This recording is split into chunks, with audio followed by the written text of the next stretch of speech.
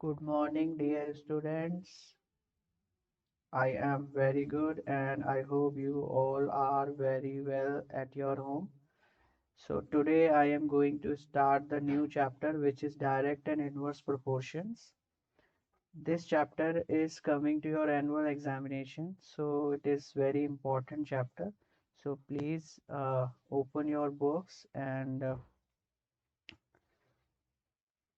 let's start the introduction.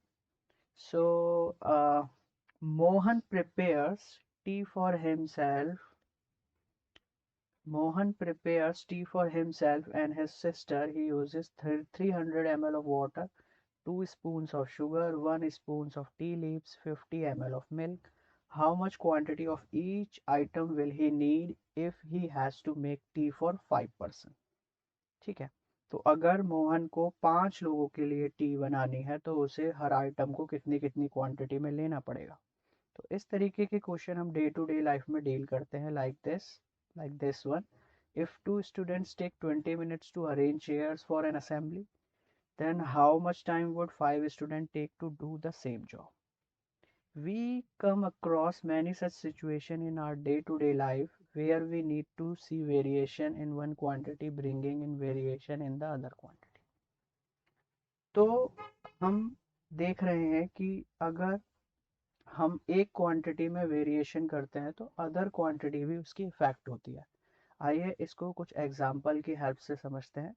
तो here is the example number 1। If the number of article purchased increases the total cost also increases. It means कि अगर हम किसी दुकान में जाकर के कोई आर्टिकल परचेज करते हैं और तो उसकी जो टोटल कॉस्ट है वो भी बढ़ती जाती है। अगर हमने ज़्यादा आर्टिकल खरीदे तो कॉस्ट भी ज़्यादा होगी, कम आर्टिकल खरीदेंगे तो कॉस्ट जो होगी वो कम हो जाएगी।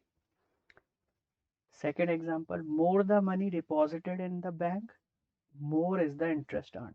यानी कि हम जितना बैंक में पैसा जमा करेंगे हमें इंटरेस्ट भी उतना ही ज़्यादा मिलेगा। Third example, as the speed of the vehicle increases, the time taken to cover the same distance decreases। ये तो आप जानते हैं कि अगर व्हीकल की स्पीड को बढ़ा देंगे तो जहां हम पहुंचना चाह रहे हैं वहां जाने में लगने वाला जो टाइम है वो कम हो जाएगा, और अगर स्पीड को कम कर दें तो जहां हम जाने वाले हैं वहां पर पहुंचने वाला जो लगने वाला जो टाइम है वो बढ़ जाएगा। तो इन एग्जाम्पल से हम समझ सकते हैं कि इफ वी डिक्रीज और increase the one quantity then the variation you can see in the other quantity. अगर एक क्वांटिटी को आप घटाओगे या बढ़ाओगे तो दूसरी क्वांटिटी में ऑटोमेटिक इफेक्ट पड़ेगा। तो इसी चीज़ को हम स्टडी करने वाले हैं इस चैप्टर में कि कैसे जो हमारे क्वांटिटीज़ हैं उनमें हम चेंजेस करते हैं तो किस तरीके से अदर क्वांटिटीज़ में चेंजेस आते हैं। तो यही हमारा कुछ चैप्टर है कि डायरेक्ट, इनवर्स एंड प्रपोर्शंस। ठीक है, now first of all we will talk about the direct proportion. So what do you mean by direct proportion? So let's take an example and see. If the cost of 1 kg sugar is 30 rupees, then what would be the cost of 3 kg sugar? तो देखो, 1 kg हमारे पास sugar है, उसका cost है 36 rupees, और हमसे पूछा गया है कि 3 kg शुगर का कॉस्ट कितना होगा। तो सिंपली अगर मैं इस इक्वेशन में 3 से मल्टीप्लाई यहाँ कर दूँ तो 3 इंटू 1 kg, और अगर 3 से मल्टीप्लाई मैं यहाँ कर दूँ 36 इंटू 3, तो it will give me 3 1 3 kg, और 36 3 3 6 18, 3 3 9 और 1 10। तो 3 kg शुगर की जो कॉस्ट आई वो आई 108 रुपीज़। ठीक है, तो हमने देखा कि अगर हमने शुगर का जो वेट है उसको इंक्रीज किया तो उसके कॉस्ट भी ऑटोमेटिक इंक्रीज हो गया। ठीक है, आइए इसको और अच्छे से समझते हैं। Similarly we can find the cost of 5 kg 8 kg sugar, study the following table. So अगर हमें 5 kg एंड 8 kg शुगर का कॉस्ट प्राइस मालूम करना है तो कैसे करेंगे? Look at that table.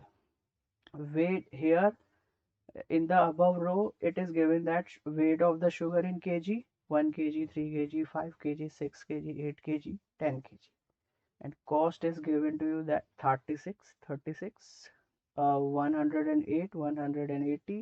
यहाँ पर fill in the blanks है. यहाँ पर आपको बताना है कि what will if the price, if the weight increases 6, then what will be the price?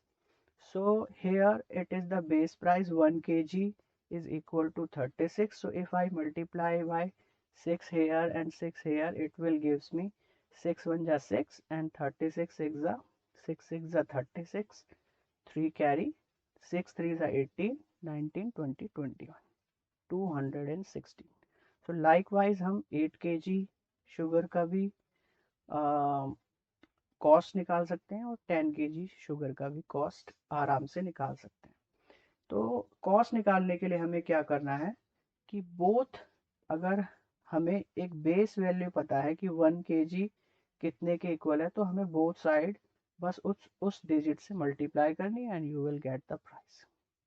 It is very simple. Now observe that as weight of the sugar increases, cost also increases. Yeah, in such a manner that their ratio remains constant. अब जो rate बढ़ता है किसी चीज का, उसका जो ratio है वो सेम रहता है हमेशा. लाइक यहाँ पर आप देख सकते हो, जैसे वन बेस वैल्यू जो है वो 1:36 है. अगली जो हमारा रेट है वो 3/108 है. अगर मैं इसको सिंप्लीफाई करूं तो 3 1 ज़ा 3, 3 3 ज़ा 9 और 3 6 ज़ा 18, यानी कि ये रेशियो भी 1:36 है.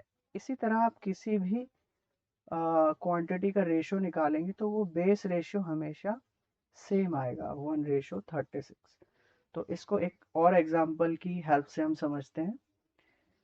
Take one more example. Suppose a car uses 4 litre of petrol to travel a distance of 60 kilometre. ठीक है, कोई कार है वो 4 लीटर पेट्रोल में 60 किलोमीटर जाती है. How for will it travel using 12 litres, यानी कि 12 लीटर्स में वो कितना जाएगी? The answer is 180 kilometre. कैसे आया वो देखो. हमें बेस वैल्यू दे रखी है कि 4 लीटर में हमारी कार जो है वो 60 किलोमीटर ट्रैवल करती है, और हमसे पूछा गया कि बताइए 12 लीटर्स में वो कितना जाएगी. तो आप जानते हो कि अगर मैं 4 की 3 से मल्टीप्लाई करूंगा तो यहाँ पर 12 लीटर हो जाएगा. तो multiply by 3 here in the left hand side and multiply by 3 here in the right hand side. So it will gives you 3 4s are 12 liter is equal to 180 kilometre. तो देखा हमने एक क्वांटिटी में changes किया तो दूसरी quantity में भी ऑटोमेटिक चेंज आ गया. इसी को कहते हैं हम डायरेक्ट प्रोपोर्शन. ओके, आइए इसी तरह से ये टेबल हमें गिवन है, इसमें पेट्रोल इन लीटर्स लिखा हुआ है. 4 लीटर में 60 किलोमीटर, 8 लीटर्स में फिल इन द ब्लैंक्स. यहाँ आप बताएंगे कितना जाएगी. तो आप जानते हैं अगर मैं यहाँ 2 से मल्टीप्लाई करूँ तो 4 2 सा 8 होता है, और 2 से ही यहाँ मल्टीप्लाई करेंगे तो ये हो जाएगा 120. तो यानी कि 8 लीटर पेट्रोल्स में जो कार है वो 120 किलोमीटर ट्रैवल करेगी. अब हमने जैसे कि ऊपर देखा कि जो रेशियो है वो हमेशा सेम रहता है. लाइक x अपॉन वाई हमेशा सेम रहेगा. यहाँ पर x पेट्रोल इन लीटर्स है, y डिस्टेंस इन किलोमीटर्स है. ओके, सो x और y का रेशियो हमेशा सेम रहेगा, जिसको कि हम इक्वल मान सकते हैं एक कांस्टेंट k के. तो सिम इसकी अगर वैल्यू फाइंड करें तो x इज इक्वल टू आ जाएगा ky. Okay, like this x is equal to ky. अब यहाँ पर हमें ये बताया गया है कि ये जो रेशियो है वो हमेशा सेम रहता है. आप 4/60 लें तो उसको इक्वल रख सकते हैं इस वाले रेशियो के 8/120.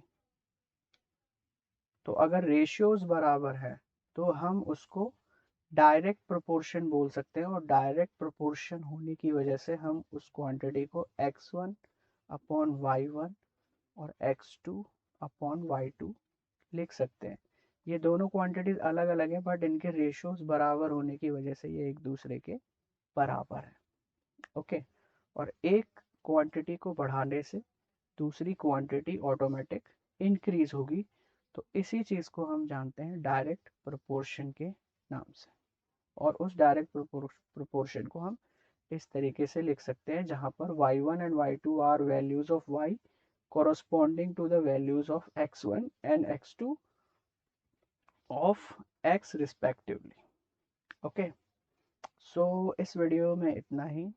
इसके बाद हम स्टार्ट करेंगे नेक्स्ट वीडियो में। अगर इससे रिलेटेड कोई क्वेरी हो तो आप कमेंट बॉक्स में बताइएगा, और उसको मैं आपको आंसर करूँगा। ओके, तो मिलते हैं नेक्स्ट वीडियो में, तब तक के लिए बाय बाय, टेक केयर।